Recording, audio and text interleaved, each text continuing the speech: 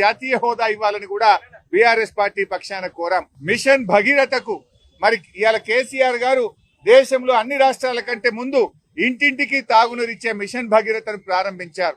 ఇది మేము బాగా పనిచేయడం వల్ల మాకు నష్టం అవుతా ఉంది.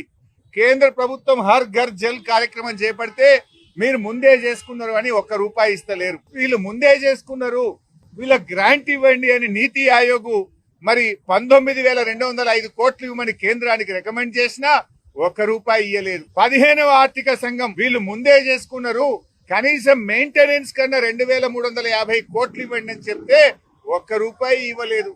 అంటే ఇలా మేము ముందు చేసుకున్నందుకు, మంచిగా పనిచేసినందుకు, మిషన్ భగీరథ ద్వారా ఇంటింటికి నీళ్లు ఇచ్చినందుకు కేంద్ర ప్రభుత్వం హర్ ఘర్ జల్లో పైసా ఇయ్యదు. 15వ ఆర్థిక సంఘం మెయింటెనెన్స్ కు 2,350 కోట్లు ఇవ్వమంటే పైసా ఇవ్వరు. నీతి ఆయోగ్ 19,205 కోట్లు